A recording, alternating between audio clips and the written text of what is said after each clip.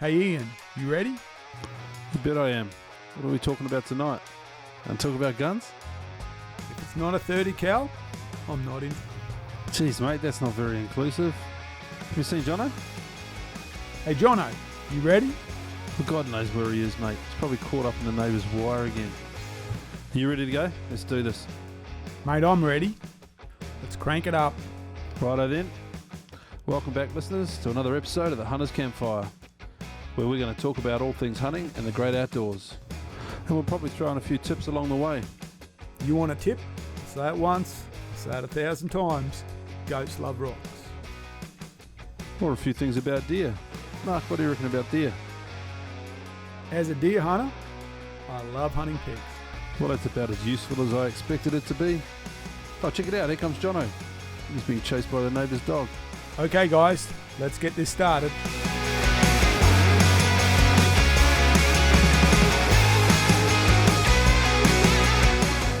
Welcome to the Hunter's Campfire. Pull up a chair, get comfortable. It's time for the Hunter's Campfire.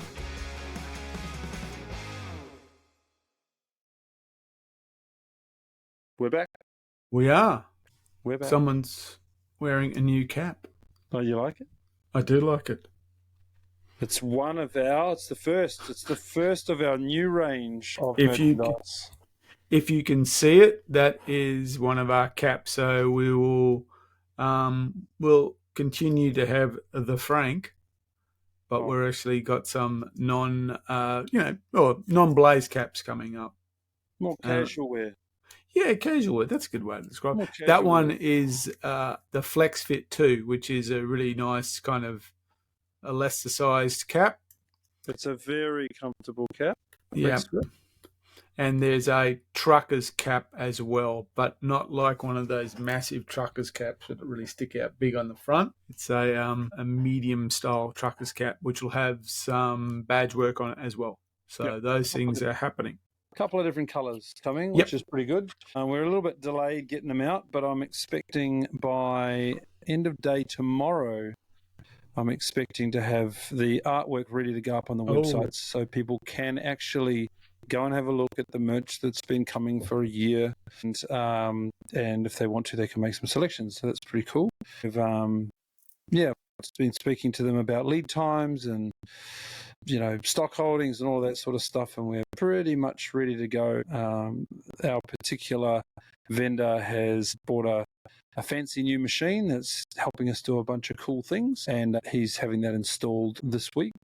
And that will allow us to punch orders out pretty fast. When people ask for them, they can get out into the post pretty quickly, which is what everyone wants when they buy something. So, look out for that. It's going to be exciting. And yes, and the e-commerce part of it all will be through the website. So, and the good thing about using the supplier we're using, they supply it straight to you. So, we shouldn't have anything like stock issues or anything like that. It should be available, which is a big part of what we wanted to set up in the first place. No one wanted to have 10,000 caps sitting in their garage. No, sir. So that's part of how that's coming along. And I suppose a spin-off to that is the Hunt Fit thing. That's taken off. Yeah, that's taken off.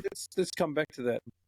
The spin-off to the merch is the fact that it will all go up on the website. And if you're familiar with our website and you go to it now, it's had a grease and oil change. Someone's gone and tinkered around with it, someone with a little bit more capability than we three hacks. And it's now, it just looks a bit sleeker. They've, done the things that we didn't know how to do and they've got it a little bit better. But what you will see coming up on the website, it's not quite done. We are updating things live, so a couple of things are a bit out of place still, but mostly it's good. But you'll see another menu item come up shortly, which will be Hunt Fit. So you'll be able to go in there and have a look at what that's all about. But in the shop section, you'll be able to go to the merch section, and the pre-blooded gear will be in there as well under the web shop. So we're still going to have a bunch of stuff under pre-blooded gear. Yeah, looks like Ibrahim's walking. That's it. There is some pre-blooded gear, which is the Shockley sticks. That's the Gen 2s. They're going. I have some concern that it's too long for Australia Post, and if that is the case, I will hand deliver it. but it's going out. It's going out. So It's going out. Yeah, I've got quite a bit of pre-blooded gear to go up. There's a bit of stuff that's going to be worth having a look, so keep an eye on that page if you're interested. We'll post it on socials like we usually do anyway.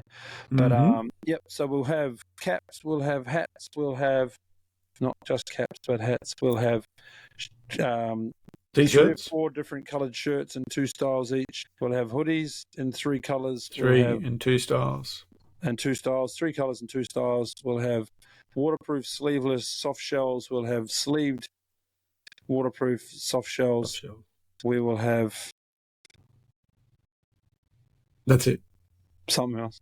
Caps, T-shirts, hoodies, soft shells at the moment. Yeah. And our intention, so everything at the moment will be a version of the current logo, but we're going to get a bit creative with our logo as well as be creative with other things as well. So we want to actually have a good selection of casual wear. So we're moving that way, guys. Should be cool. It's good fun. If you've got ideas, let us know. But you might just end up with a shirt that says Goats Love Rocks on it, just because. Anyway, see how we go with that. Check out the website. Let us know what you think. We're improving it all the time. It's starting to look pretty fancy, I reckon. It is. I was just looking at it right now. It's a good photo of you with the Frank. That should be Frank. To be frank. That should be Frank. Maybe we should get Frank's head in there. We'll get Frank's head in there. Don't worry about it. I think that's a good idea.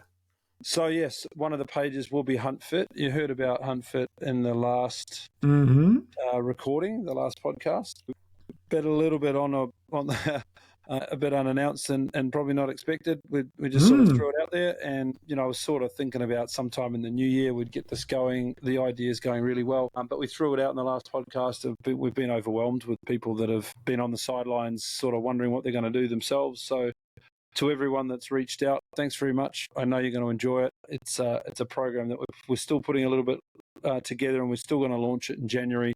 But a couple of people are going to do an early start just because maybe they don't celebrate Christmas and they don't need to wait. So, there's people out there like that. Yeah, I think that's really interesting how that's kind of went from nothing to something really quickly. It was completely unexpected in that sense. So that's really jumped off. Yeah. So, and I was, so again, I've now been doing this for 17 weeks, something like that, since we last spoke. Dropped another 3 kilos since we last spoke. The other fella that was on it with me has hit a 20 kilo milestone, and 2 of the others have hit 10 kilo milestones. So they're doing really well, and it just works. So that's great. It just changes your life when you do this sort of stuff. So I'm pretty happy to be helping and guiding people through it. But the company that we're working with interviewed me this morning. Oh, okay. I got to get up really early and jump on a live Zoom meeting and get interviewed about the process that I've been going through, and just talk to a bunch of the new people that were coming through about what I've been through, and the challenges and the good things and everything that's positive off the scales, because there's lots of other improvements as well. So they've sent me the video. I didn't make too much of a clown of myself, so I might put it on the website. We'll see how we go with that. Hey, you're going to be the Anthony Robbins. You're going to be telling people to walk over hot coals and stuff. No, it's too much potty mouth in me to be able to public speak like him. Okay. I end up dropping words I'm not supposed to drop. Bleep, bleep, bleep, I bleep, may bleep. have said accidentally in the wrong company that the supplements we take are so good, I'm not sure whether I should swallow them or rack them up and snort them. Oh, yeah. That's great. So healthy people don't enjoy those. Yeah, so when QPS come over to visit, ask about the snorting stuff, I can say, you need to go to Toowoomba and talk to that guy up there. I got nothing to do with that stuff. Right. Pass on. And that just stuck in my mind because I saw a Instagram post of Michael Granger's that went up during the week. I saw it, and it was pretty small detail, but when I focused in on it, I realised he'd posted a clip of our Northern Territory wrap-up where he was talking about something. He said, and the hero of the trip, what did he say? The MVP of the trip was our friend Megamag. And he said it was a little bit different. I've not seen so many white powders come out of the unkept before. So that was kind of in the back of my mind when I was talking to someone today about the crushing it and racking it. But no, I promise you, It's all healthy goodness. Yeah. I promise. Anyway, if you heard the first time and you were skeptical, you can remain skeptical. It's all good. If you do want to inquire, hit us up on the website. There's a comments section on the bottom right-hand corner of our website. Just drop me a note and I will ring you personally and have a conversation with you about it. And then you can decide what you want to do, or drop us an email or do whatever. But yeah, you're not going to be sent off into the never. It is a personal with us program that we're doing. So you'll be with a bunch of guys that if you listen to the podcast, you're going to still be listening to us. How about that? Well, at least me. So come along. It's going to be fun. Yeah, and don't ask me because I don't know anything about it. And Yeah. that's what I'm telling the police too when they turn up. Just send my gear to Mark's place. He's warehousing. Yeah. So anyway, it's great. I love it. So thanks for the support, everybody. And I'm sure we'll hear from more of you sometime soon. Yeah, and on that, we've got lots of little bits of chats going on at the moment, guys. So there's a whole lot of things that I want to talk about tonight. And maybe that's exactly what we're on about.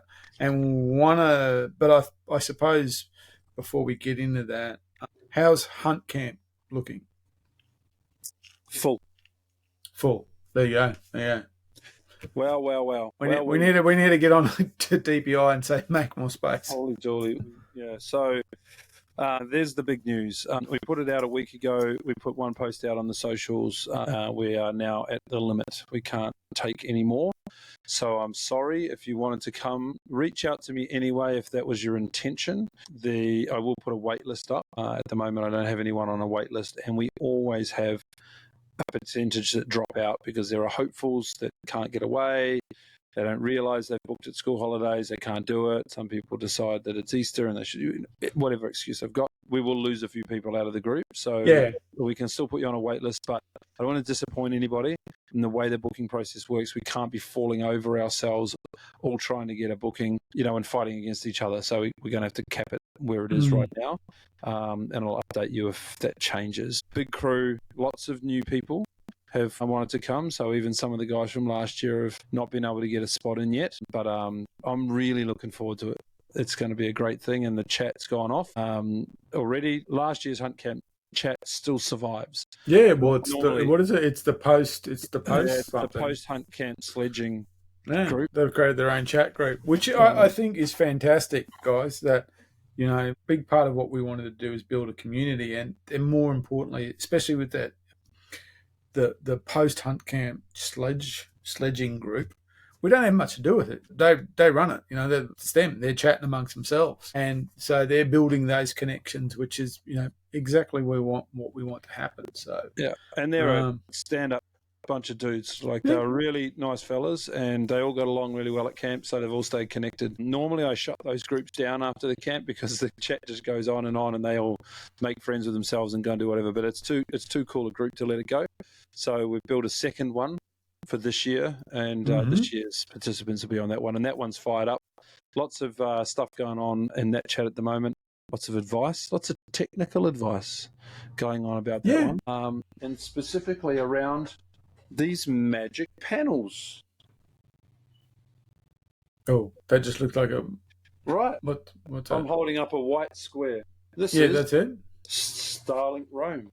Oh, the Starlink things. This is the Starlink. So if you haven't seen the little Starlink Mini, the boys started going off about it on the chat. Starlink's released this new device, which is about the size of a dinner plate. Pretty thin, pretty light. Yeah. The original Starlink versions came with two parts. They had the panel that pointed to the sky, and they had a modem that sit off the side. You had to plug the modem into the panel, and then plug the modem also into the power. They've inbuilt that all into this one unit now, so you can imagine that just sliding in the back of the meat hauler pack on that little shelf mark. And now when we shoot Yon Buffalo and we're celebrating, Starlink can come out and we can share it with the world. I'm not sure if I'm quite comfortable with it. In real time. Knowing where I am. Yeah, I didn't say where you were, just, that we were doing Well, stuff. you will know because you'll know where that bloody thing is. You said you were going to get milk, and you went to shoot a shot of buffalo. Oh, that, yeah. Okay. Anyway, so, and just talking about these devices, if you're interested in these, and I'm not the expert, in fact, the group of fellas we're talking about on the chat, they have all the knowledge about this thing, but out of the box, this little panel that you can't see because you're listening to me, but imagine a little dinner plate size iPad. It's an iPad size piece of plate. It's a iPad Pro. Yeah, it's the iPad Pro, same size as that. About the same weight, maybe a fraction heavier. It's got one cable you plug into the back of it and you plug it into power. That's it. That's it. All the smarts are in it. As soon as it fires up, it emits a Wi-Fi signal and you can connect to it and you've got internet, just like that. And you can connect it to power and you can connect it to a USB battery bank. Wow. Isn't that nuts? That's something. That's something. Instant comms in a box, just like that. And it gave me, I think, twice the speed of my home internet connection. So I'm pretty impressed with it. It's a good addition to the arsenal of gear that we carry around. We're going to need a wheelbarrow, but we're going to need a wheelbarrow. That's right. Or maybe one of those robot dogs. Don't need to carry it. Yeah. But if you're going to a base camp and you've got a base camp and you want comms, another topic we'll talk about shortly is a trip to New Zealand. But if you're going to chopper up into the Alps and you've got a base camp up there, it takes stuff all room just to wedge that in somewhere and take it with you and have instant comms. And let me come back to that subject because I want to talk a little bit more about New Zealand planning that we've got going on and just some of the ways that we go about it. Sure. Anyway, that's the chat group. Sorry about Hunt Camp. It's chockers, which is brilliant. But contact us anyway for the wait list and we'll try and do something else later in the year for those that we left behind, sadly. Well, I mean, what people have got to realise, there isn't any guarantee that I will be going or you will be going, as in get a space. That's it. An absolute guarantee I'm going, but I may not be. Right, that's right. I'm going, but I may very well not be taking a rifle because I might not get a space. So, so that's a reality. It is a true lottery, guys. No matter what people think, there isn't any way to jump the queue. It's a competitive marketplace. It is. Yep. All right. What else? I've got a couple of things. So last week I spoke about the rifle review for the Sauer 505, and you actually asked me about the column I wrote about camping. Both have actually got some really nice feedback, which is always great. Probably the one that got the most feedback was about the Sauer 505, and what I spoke a little bit about in the article about why I like that rifle so much, or more importantly, why there was I had a connection to it, and it was because so people asked me about that, and I said, well, it all started with a rifle called the Sauer 202 or the 202 Elegant, which I thought was about the best looking hunting rifle I'd ever seen at the time, and what it was it was in left hand, which is what at the time when I was looking at left hand rifles. It was a startling pretty rifle, timber and metalwork, and that's where it all started for me. So, because people are saying, well, why are you so enamored with it? And I said, well, it's probably all came back from the 202, and though I don't think you can still get the twos, maybe you can. So they were an earlier model, and they had a whole range in that. There was an African I think they might have called it a tropical for the 375 and things like that. But there was the one that I really had my eye on was the Elegance. And I was actually going to fly to Victoria to have a look at one, but I ended up going a different rifle. And if you're interested in these things, I know some people are, there is a rifle called the Sauer 303.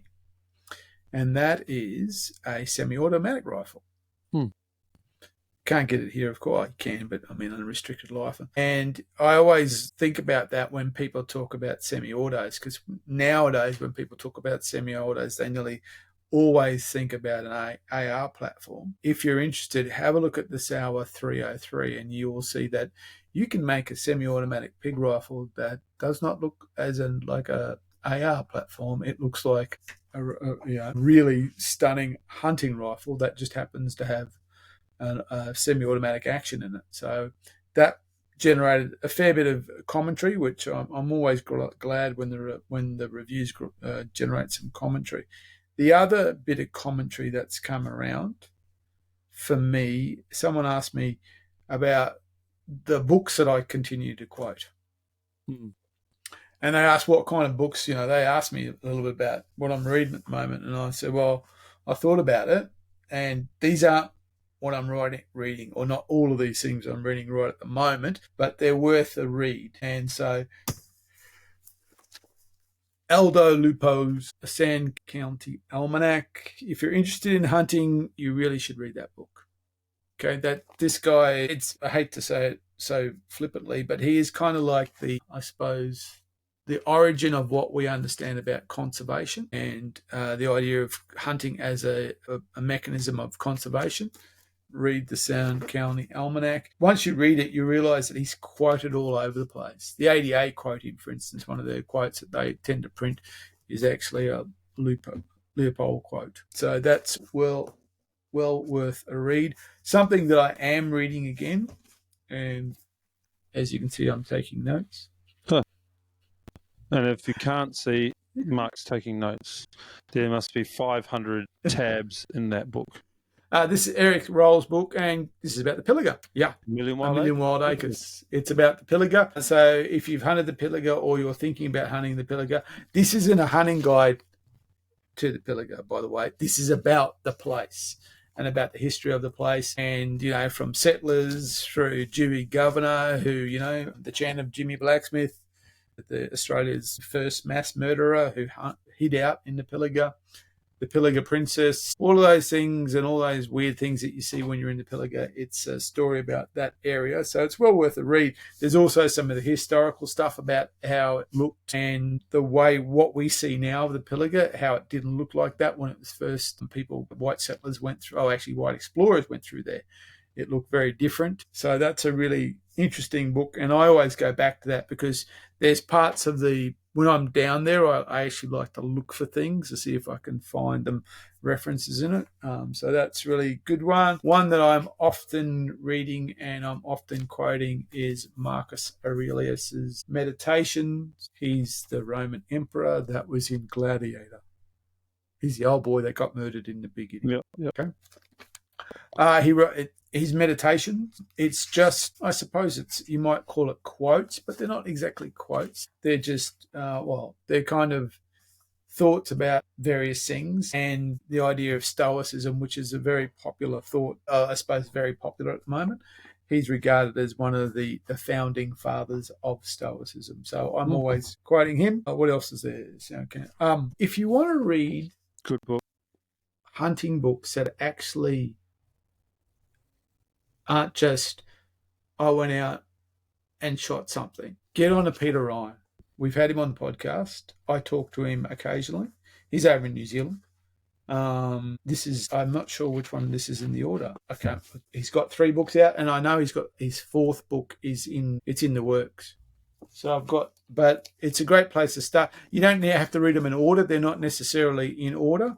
But what I really like about Peter's books is, as I said, he writes hunting prose. So it's not just like reading like a review or something like that. It's very much prose. This is the one where he speaks about hunting across the Southern Hemisphere. And when we spoke to him on the podcast, he spoke about that. So like, wing shooting in Argentina, so hunting through South America and hunting in New Zealand and in Southern Africa. So that's what as I said, he's got 3 books. I think any of them is a great place to start. I just happen to grab Wild South because it's right here and it's the first one I grabbed through. Give his books Wild South and Hunting Life on my book. So I've got Hunting Life, Hunting New Zealand, and Wild South. And I believe he's got a 4th book in the works. Yeah, Hunting New Zealand is currently on my bedhead, half finished. Yeah. It's a good book. Yeah. If I were to add to your book list, only on hunting books, not on the more philosophical ones. Well, I've got one that's more philosophical that I really enjoy. I say I really enjoy it. It's taken me a year to read it, and it's not finished because it's very thought-provoking, and it's a book called Sapiens. Oh, yes. I was listening to him on a podcast very recently, and his name escapes me. Yeah, his name escapes me as well. But it's a great read. I mean, if you're an avid reader of that sort of stuff, you won't find it too heavy. But I find I need to let the chapter sit with me. I need to read it and understand it and then ponder it, because it's that kind of book. But I've really enjoyed reading it. So that's on that side of life. But to add to the hunting books, 2 books that I had here close at hand that I really enjoyed: Pack and Rifle by Philip Holden. Mm-hmm. It's a really fun, fast-moving story, a bunch of stories about the hazardous life of a hunter in the forestry service in New Zealand. So that's a cracking read. It's such a good one. So yeah, go and find that one. That one's worth a look for sure. And one that I really enjoyed, and I like this one because some of my family lived in the same town as this man, and his business was a small business that had a shop in this little town. Okay. And he's a character, an absolute larrikin character, and that is Davy Hughes from Swazi. Yeah. And his book, Untamed, is just so funny. The stuff that they got up to, but yep, he talks about all the stuff he's done across the world, from grizzlies to, running from ivory poachers to seeing Siberian tigers and going to Mongolia and hunting and all sorts of stuff that he's done. But it's a fun book too. So if you're into reading, there too that I recommend. There's others, but, we'll leave it at that for now. We'll bring more up later. I've got about 50 hunting books here on my shelves right here. Those are 2 that I love. Next 2, probably my favourite author. I don't have him handy here. Barry Crump, more of a yarn than a book written by Peter Ryan and Philip Holden. Very funny, but again, good hunting yarns, easy reads. And the final book for me, that I'd recommend is The Haguka, which is the Book of the Samurai. It's philosophical. It's very difficult to, again, it's kind of like it's kind of like in the style of meditation. So it's short quotes, or not quotes, but observations. One of my favorite is, and it shows the humor of it. It talks about your gear, and it says that, a samurai should take good care of his gear, but not fuss over it. So make sure your armor is clean, your swords and stuff like that. But you should pay particular attention to your helmet, and the reason why is it rides on your head into the camp of your enemies. So when they chop your head off and they carry your head back to their camp, they see your helmet and they go, "Oh, this guy was a really, really wealthy man. Look at the state of his helmet." I love that.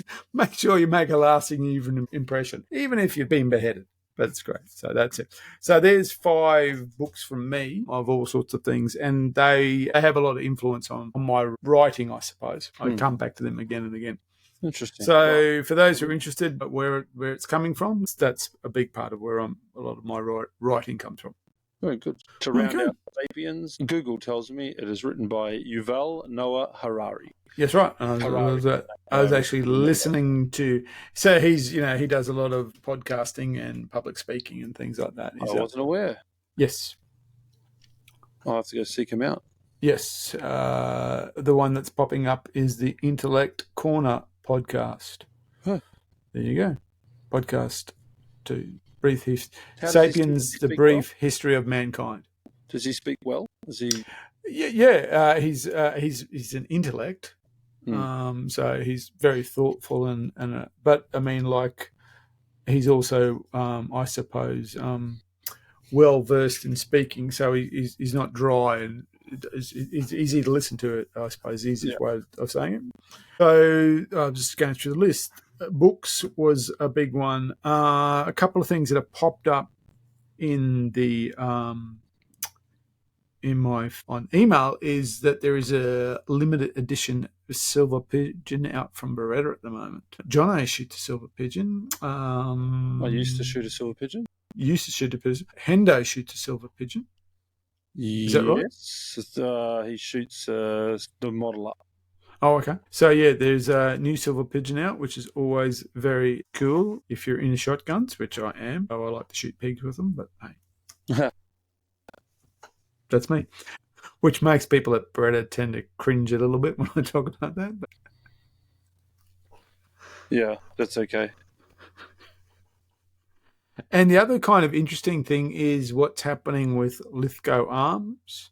What seems to be happening is we don't know what's happening, other than the fact that Lithgow has said that they're ceasing production of their commercial range of firearms. But we don't know if it's at the moment. We don't know if that's the end of the production line. We don't know. So it's a little bit difficult to get any clarity. There's lots of different, I suppose, stories going around at the moment, but we don't know as such. Certainly, if they stop manufacturing those rifles, that's going to be a real blow, because they are the locally made, well, they're not the only locally made, but they are probably the most prolific locally made firearm we have in Australia. We don't know if they've stopped production, as I said, altogether, or they've just said there's too many in stock, and so they're eased back on production. I suppose that will become clearer as things go on, but that's a bit of a blow, that one. No matter the reason, the fact that they've slowed down or stopped production is not a good thing. Let's hope it kicks back on again. Yeah, what was it? That's a real pity. It is. It's a real. You just don't want to hear that happening. No matter what they're going, you don't want to hear that they're stopping production. It's a new relationship, that one, isn't it? One bought the other. So I believe, the French company that own Lithgow, they're pretty heavily involved with Australian defence industries across a whole lot of areas. So yeah, I don't know that much about. I drove past the factory a few years ago. I don't know much about the factory itself and how many people are employed there or what their output was. But yeah, their parent company is a very large company, so I don't think it's a cost of production question. It's something different that we don't quite know about. What a shame. It is. Very much. I mean, you've got the wedge tail, and there's a few other the Southern Cross rifle, but they're kind of, I suppose, small batch. Lithgow was the larger manufacturer that we had there, which really throws the question to manufacturing more generally. But that's a bigger question. Naya are involved in a lot of manufacturing components wise. They've got their side of things that they're doing, which you say you're seeing some areas increase, but you don't want to see anywhere go backwards. So let's hope that one gets back online, or it's whatever the problem is, it's resolved as quickly as possible. Well, watch the space, I guess. Yeah. And then the other sad item that was in the news is, and I don't have the facts with me, but I saw the post, like everybody else would have seen them come up, about the proposed crackdowns on firearms owners over in WA. We all know that they're getting a raw deal at the moment, but they're talking about some pretty significant changes for gun owners over there, specifically talking about making everyone, well, not everyone, you've got to fit into a certain category, but the average hunter in Queensland would be forced to upgrade safes to a minimum of 10 mil steel thickness. In some cases, have CCTV and alarms fitted. It just becomes a very costly upgrade based on what they seem to think is just a decision made without any need. We're going to do it, so we're going to do it. And it's pretty hard not to jump to the conclusion that it's basically, if you can't get rid of something, you make it so hard that people self-select. That's exactly what the process is. If you don't want to be on record banning something, so you just make it as hard as possible to own, so people just go, I just can't be bothered. 10 mils, I don't know. I don't even know where you'd get a 10 mil safe. Well, it opens a market. That's massive. To do it. Yeah, 10 mil. I think that's massive. Most more of the more heavy duty pistol saves are 6 mil. I don't know if someone with some welding skills is going to get some 5 mil plate and just cruise around and just weld more on the outside of these safes. I don't know what these laws are going to be like, but yeah, it was pretty full on what I was reading this morning. 10 mil, that's a ridiculously thick. So I doubt if. Well, I wouldn't know who would have an armory that has 10 mil. Yeah, 10 mil. That's right. That's huge. I'm sure the police armory in the police stations wouldn't be 10 mil. Well, they'll have to be.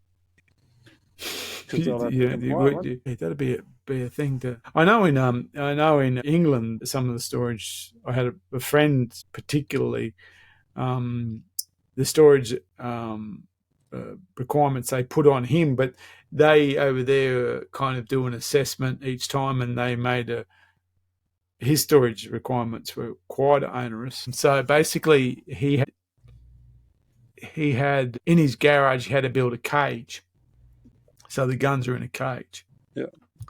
But then he had to build a cage with inside the garage. So he's got a garage door, and then he's got this sitting behind the garage door. He's got this basically prison door that sits behind the garage door.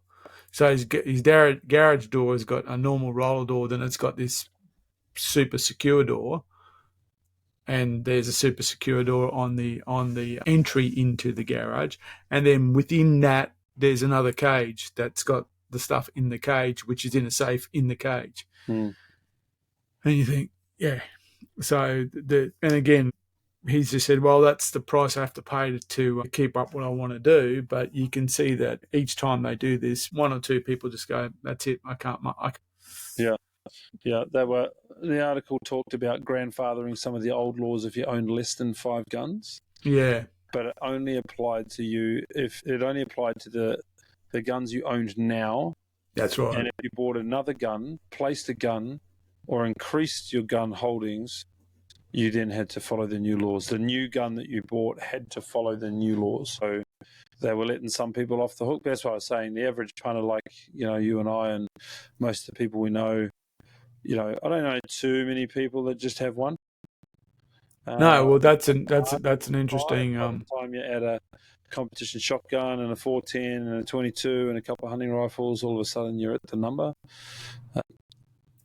Well, that's the there's a wonderful thing called unintended consequences. The unintended consequences of the National Firearms Agreement and the laws post 96 is that club membership went through the roof. Just you had to join a club. So all of a sudden you had to join. So club membership went through the roof, and also clubs themselves greatly multiplied. The second thing is, in a way, the people who are interested in firearms now are interested in firearms. Yeah. And so there's more registered firearms now than there was then in 96. They're just in a smaller group, but interestingly enough, that group is growing. It's a growing group. But the people involved are enthusiasts. That's an unintended consequence. Yeah, it's not just, I've just got one because it's granddad's or something like that. No, if you've got it, you've gone to the effort. You go to the effort of owning it, and also what that generally means is that most people actually buy better because they're enthusiasts. So you buy better stuff. So they didn't see that coming. Interchangeable barrels, maybe. Yeah, interchangeable barrels and all those kind of cool stuff. Yeah. Okay. Well, anyway, that's enough of the sad stuff. Far out. They come at you hard, don't they? I feel sorry for those fellas over there. And there's no win on that one. They're just making your life difficult for you for no reason other than for politics. There's no linkage between any of this and crime or anything like that. It's purely a political move. It's just a group that they think that they're happy to push around, and not too many people are going to make any noise about it if they get pushed around. So that's it. Yeah. Yeah. Okay. What else we got? That's going to depress me for the moment. I have to think about something. We've got a new video coming out, which is a gear video. I did a little post about two blokes sitting under a tree. Whilst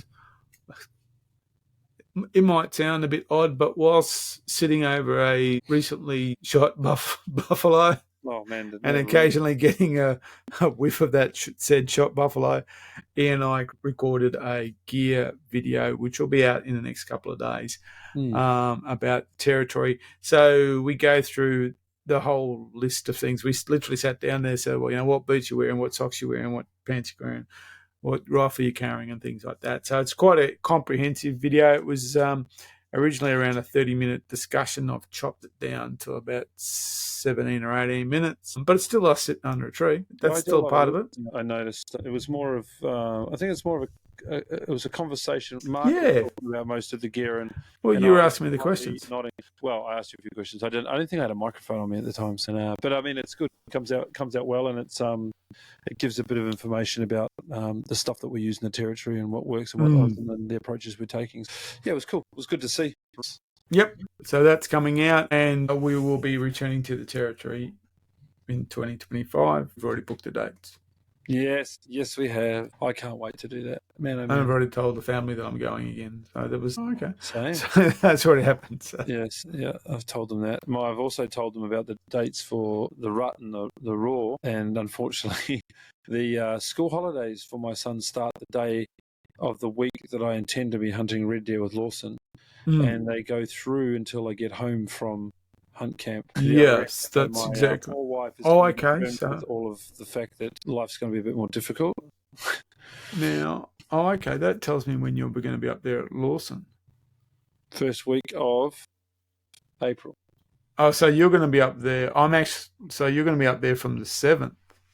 I'm going to be up there for probably 2 days, somewhere in the first week, that I'll decide based on the weather and the conditions of the week.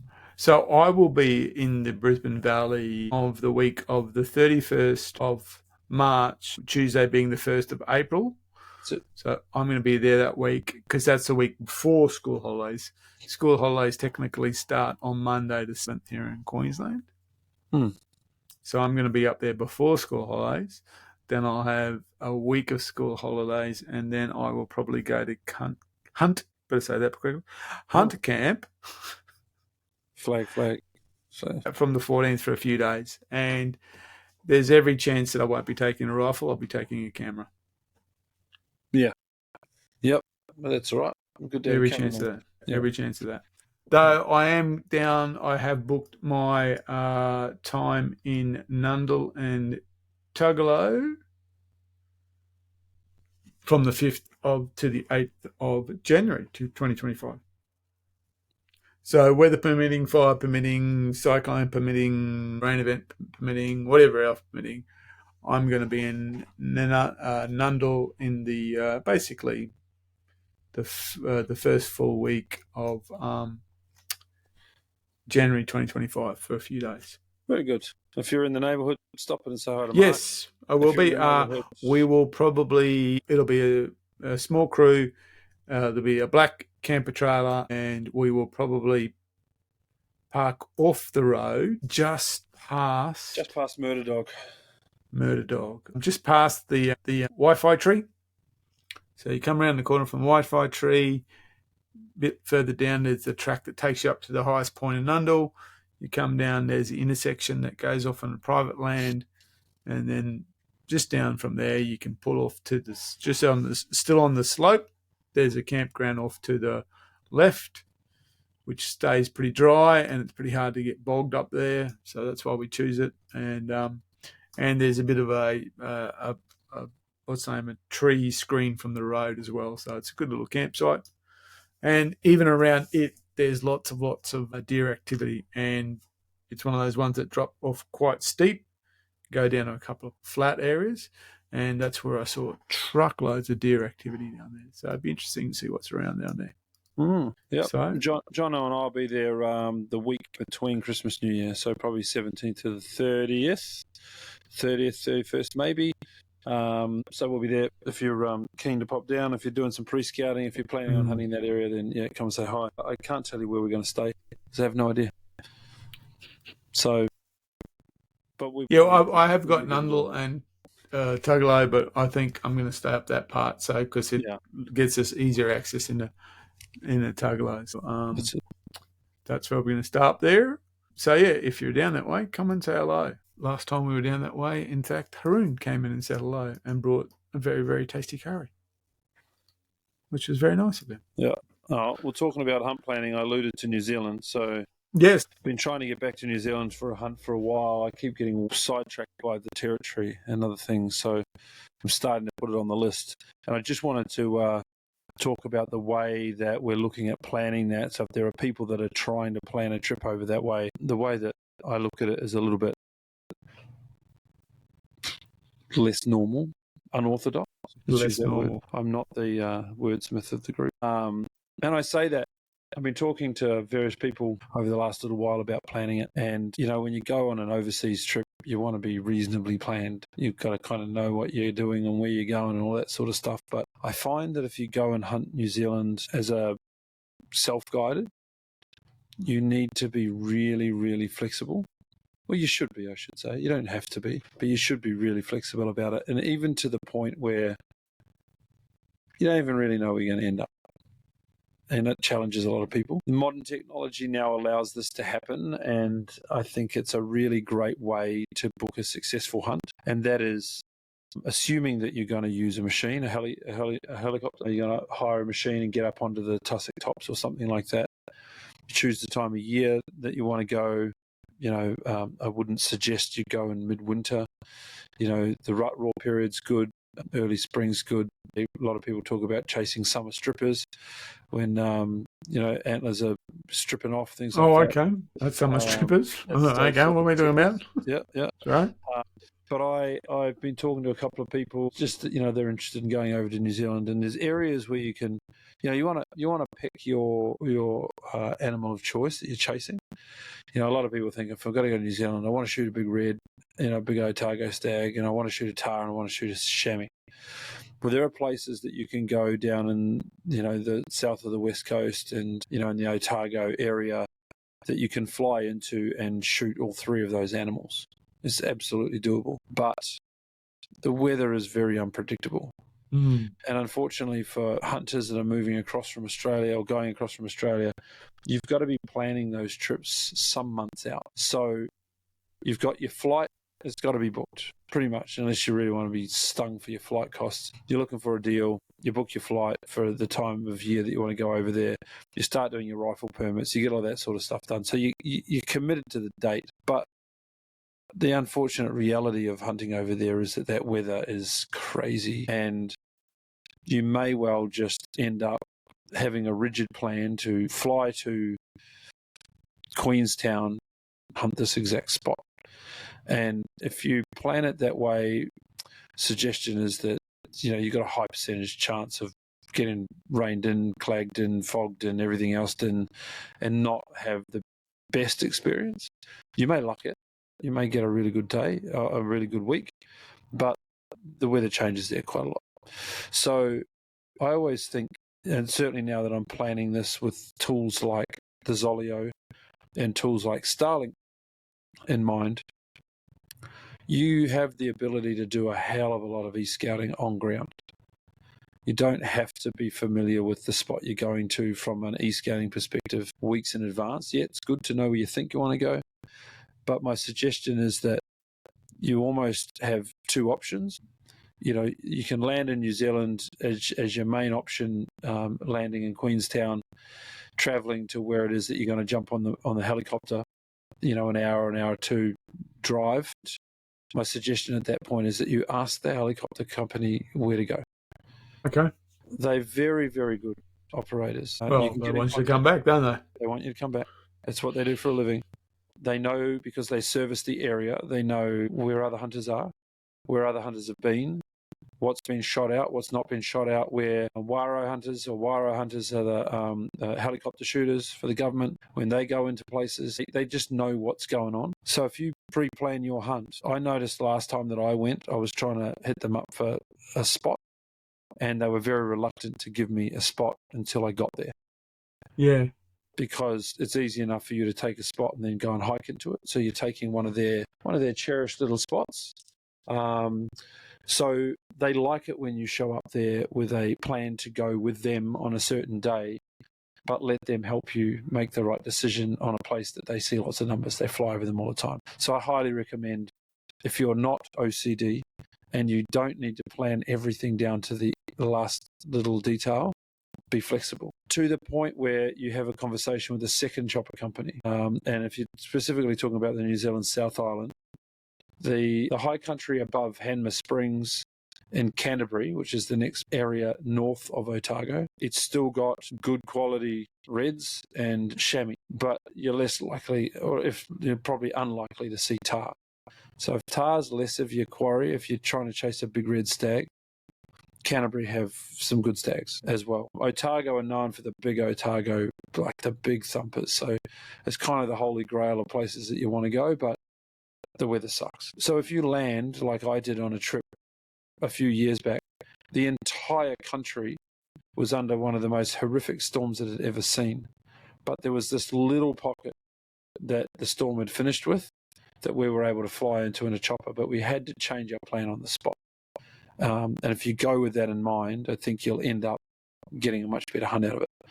And of course, with our little iPad-sized Starlink, you can land on the top of a mountain. Imagine the adventure you're going to have, not even knowing where you're going to end up the day that you land in the country. You just go, the sort of the mercy of the chopper company to take you in there. You can pull out that Starlink, your laptop, your iPad, whatever, and spend the first evening just e-scouting where you are and what's going on. And I think you'll have a really good time. So that's the kind of hunt I'm planning at the moment. There'll be a couple of people that come with us, and I think I'm making Jono nervous about the unplanned nature of said trip, but it adds a lot of fun to it as well. So yeah, anyway, that's my approach to it for what it's worth. Mm-hmm. Yeah, I suppose so. I mean, I watched, you recommended some videos to watch out of hunting in New Zealand. That's it. It's little islands tend to have changeable weather. They don't have a great big landmass in the centre that kind of keeps everything stable. That's what it is. So you got to be ready for that. And it looks like it can be hard weather too.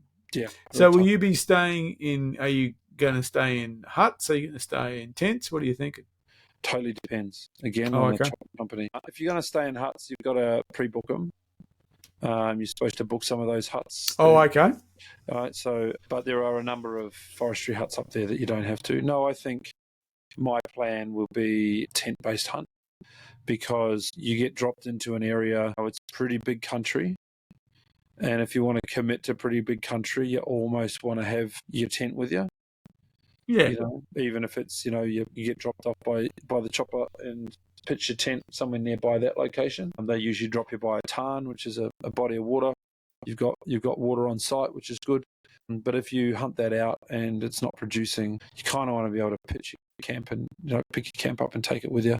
So I kind of recommend that. But you've got to have good gear.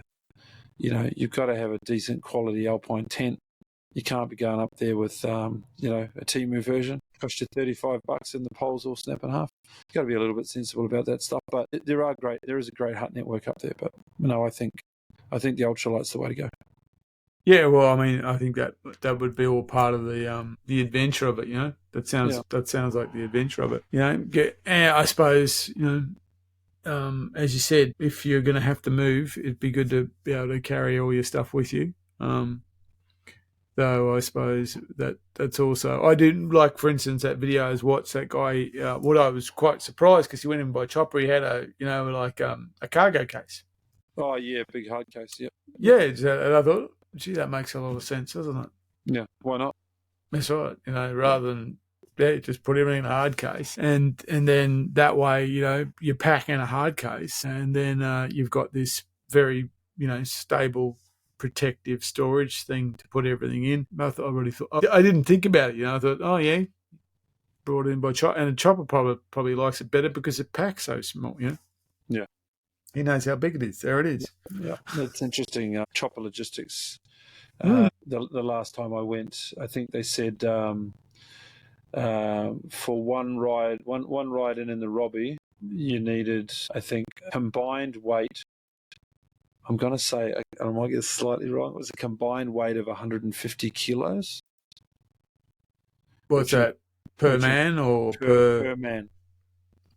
Per man. 150 kilos. No, it was 150. It might have been 130 kilos. It was 130 kilos. Oh, so at 130 kilos, I was able to take me and my gear and a packet of chips. So I had to buddy up with a more slender version of a human who weighed a lot less than that, so I could lean on his luggage allowance. But yeah, almost combined weight of 260 kilos for two men and all their gear. For is what those little choppers take. So you've got to be pretty ultralight. Now, the video that you watched, old mate was in there on his own, so he had all of the room he needed. Yeah, plus I would assume that he base camped because, you'd hardly want to be dragging that cargo box all over the mountains. I think that cargo box becomes a source of supply that he can lean on. Yeah, that's it. He left it behind at the point and moved his camp, and I'd say that he just got the chopper to land and pick it up. Mm-hmm. Oh, so okay. When we got picked up out of the Alps, old mate bought a big squirrel, which is it's a bigger chopper. Picked up 3 of us, all the heads, all the gear from camp, and we bounced to a couple of locations on the way out to pick up some things that were left behind. No, I'm more than happy to do that. Yeah. Sounds interesting. It's certainly an adventure, absolutely. As I said, I've enjoyed watching his stuff. I've enjoyed watching his stuff so much that I've got my GoPro out again. I've enjoyed watching his stuff so much that I've started editing again. I've got the GoPro out because hopefully, though, it's not looking as good as it was a couple of days ago. With the weather, I'm hoping to go out on the boat on Saturday. I'm not sure now. That's right, chasing GTs. No, no. We were depending on the weather, either mackerel or dewey. Right. Yep. But that was all weather dependent, and unfortunately, it's sliding a little bit this weather, which is a bummer. No, such is life. That's what happens. Yeah. Isn't it? Yeah. Yeah. So that's it. Cool. And I'm hoping to get up to the block next week before Christmas. And I'm also, because I'm hoping to get up there, I'm going to go early. So I might try and for a bit of meat before Christmas. So if I've got to do that, I've got to basically be up there before dawn and try and get something in that first, say, 3 hours of light, or then it just gets too hot. So, hack off a shoulder for me. I'll be down. That's what I'm going to try to do. I'm going to try and get up there, pop something early, get it back, get sorted out, job done. Might not work. That's one of the plans. That's my pre-Christmas plan. Good luck. Good luck. That's it. Yeah. Anything else from your good self? No, I think I'm close to tapped out. Lots of stuff going on, as you hear, but there's a wind down on the hunt side and a ramp up on the administration stuff. Keen to get some of these programs underway and merch out and all that sort of stuff we've spoken about. So, and keep an eye out. There'll be some fun videos that drop over the Christmas break as we have a bit of spare time to get on the editing desk again. So, yeah, I hope to share. And I think we'll probably have a end of year wrap up next week. And keep those questions coming, guys. This is we kind of tonight really has been a whole response to the questions we got. So, and we like doing that. So keep them coming. We'll keep putting them together. Good stuff. All right, mate. Okay. Very good. Have a good evening. See you later.